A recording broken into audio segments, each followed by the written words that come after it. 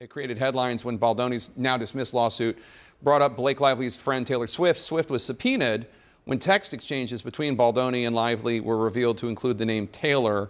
Swift's representative says she was not involved in the movie in any way beyond licensing one song for the film. I think that people who are relevant to the case and people who, have otherwise been with people from the beginning of the case, side by side, shoulder by shoulder, are potentially witnesses in the case. Taylor Swift was officially brought into the fold, and obviously she wrote a song that was in It Ends With Us, but up until this point, it was all just kind of murmurs and rumors connected to her alleged best friendship with Blake Lively. Who knows if they're actually even best friends anymore? But now, as of last week, she has officially been subpoenaed. She has been brought into the lawsuit. Taylor Swift's representatives are arguing that this subpoena is a publicity stunt meant to draw attention to the case by using the megastar's celebrity status.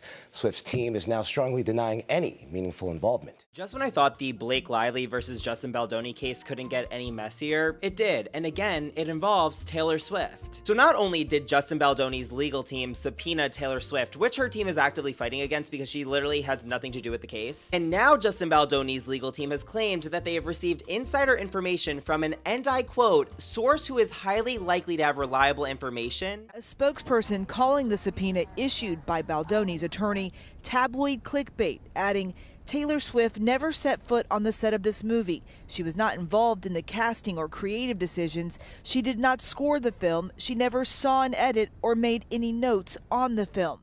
Rule number one, do not try to extort Taylor Swift because she just threw Blake Lively right under the bus and then drove back one more time. So Blake Lively and her husband Ryan Reynolds were accused of trying to extort Taylor Swift. Blake asked her to delete text messages, allegedly, and they also allegedly threatened to out 10 years of text messages between Blake and Taylor. Taylor Swift and Blake Lively, two names that once epitomized sisterhood, loyalty, and red carpet glamour, are now at the center of a shocking fallout. According to insiders, Taylor has officially severed ties with Blake, stating there's no way back for their friendship. The reason? A messy legal battle involving Blake's husband and a subpoena request for private messages exchanged between the two women. Page 6 reports that Taylor is forever furious, and the silence from both sides only adds fuel to the fire. What went wrong? And why is this split so personal? Buckle up. This isn't just gossip, it's war. Taylor and Blake weren't just celebrity acquaintances, they were ride-or-die besties. From cozying up at award shows to Blake directing one of Taylor's music videos, their friendship felt bulletproof. However, behind the scenes, tension had been quietly brewing. Things took a dramatic turn when Blake's husband, Ryan Reynolds, became involved in a film produced by Justin Baldoni, a man currently entangled in a legal battle that indirectly pulled Taylor Swift into the mess. The real trigger? Baldoni's legal team reportedly sought to obtain Blake's private messages with Taylor as part of the case. That action hit a nerve. Blake quickly filed a protective order to block the subpoena, but for Taylor, the damage was done.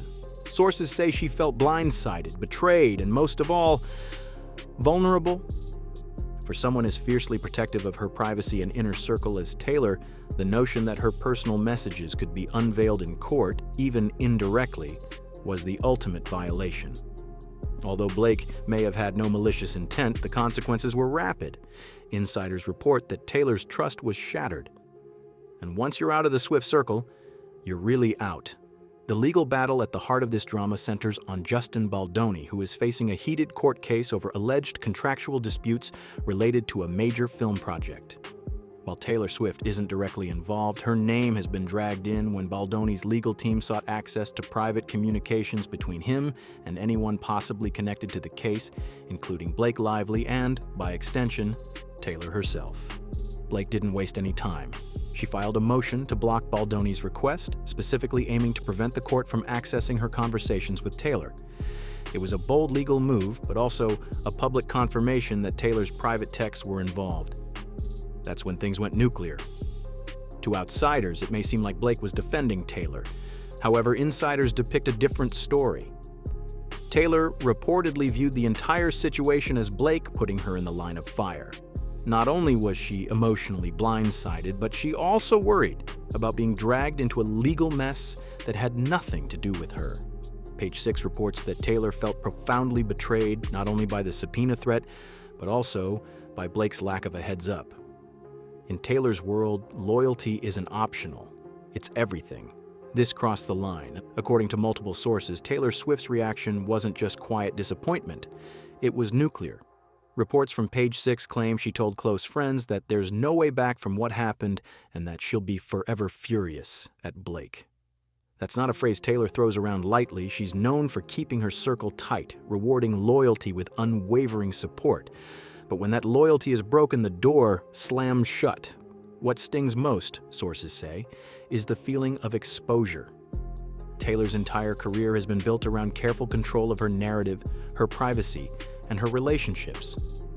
So the idea that her private messages, texts that could include anything from emotional confessions to business intel were nearly handed over in someone else's legal war? That's the kind of breach that cuts deep. Even though Blake filed to block the subpoena, it was too little, too late. Taylor expected protection without hesitation. Instead, she got a legal paper trail and a PR headache. And notably, she hasn't made a single public move to defend Blake since. No Instagram likes, no friendly comments, no denials, just silence.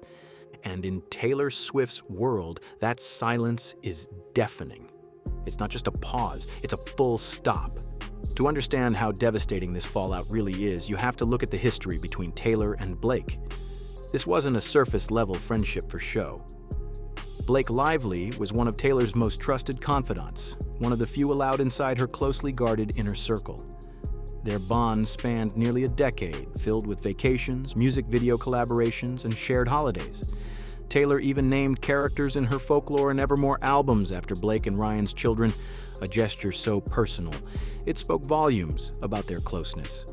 Blake didn't just cheer Taylor on from the sidelines, she helped build the mythos of the Girl Squad era and stood by Taylor during public storms, including her infamous feud with Kanye West and Kim Kardashian.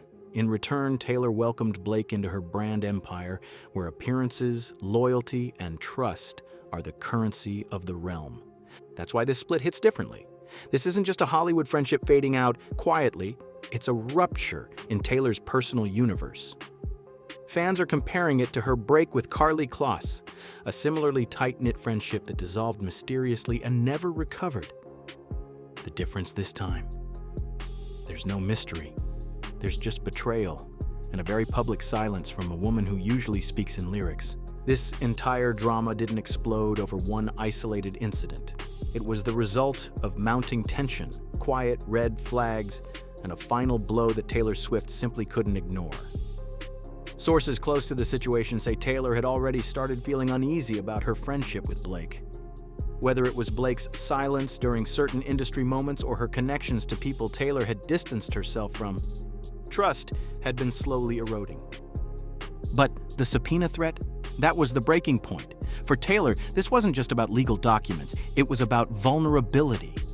The idea that her private messages could be dissected in a courtroom because of someone else's decisions was unacceptable.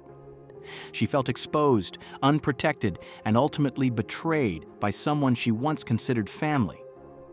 Worse, the situation went public. Now everyone knew Taylor's inner world had been pierced and she didn't control the narrative. That, for a megastar who's built her empire on precision and loyalty, was intolerable. And once Taylor feels like the safety of her inner circle has been compromised, history tells us there's no second chance. The same way she quietly iced out former besties before, Blake now finds herself on the wrong side of the Swiftian wall, cold, silent, and final. At this point, the damage isn't just emotional, it's permanent. Taylor Swift has reportedly made up her mind, and those close to her say there's no path forward for reconciliation. Unlike past feuds that simmered under the surface or were resolved with cryptic lyrics and subtle gestures, this one feels different. It's not being worked through, it's being erased. In Taylor's world, friendship isn't casual, it's sacred.